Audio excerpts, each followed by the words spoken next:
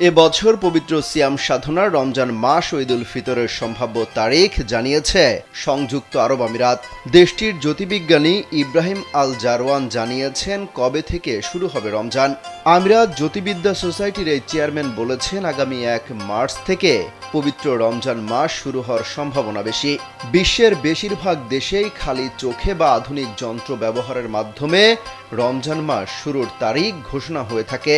কিছু দেশে দিন ক্যালেন্ডার গণনার মাধ্যমে আগ থেকেই দিন তারিখ নির্ধারিত করা হয়ে থাকে। আরবি 12 মাসের মধ্যে নবমতম মাস হল মাহে রমজান। এই মাসটিতে ভোর থেকে দিনের নির্দিষ্ট সময় পর্যন্ত পানাহার থেকে বিরত থেকে রোজা রাখেন বিশ্বের ধর্মপ্রাণ মুসল্লিরা। এছাড়া এই মাসটি অন্যান্য ইবাদত ও দান সদকা দেওয়ার মাধ্যমে কাটান তারা। জেনেক্সে শিফট করো, লাইফকে লিফট করো। এবারের রমজান যদি 29টি হয়, সেই হিসেবে 30 মার্চ মধ্যপ্রাচ্যের দেশগুলোতে ঈদুল ফিতর পালিত হবে। অপরদিকে 30 দিনের হলে 31 মার্চ ঈদ হবে। বাংলাদেশের শাবান মাস শেষে রমজানের চাঁদ দেখার উপর নির্ভর করবে কবে থেকে রোজা শুরু। সাধারণত মধ্যপ্রাচ্যের একদিন পর রমজান বা ঈদ হয় বাংলাদেশে।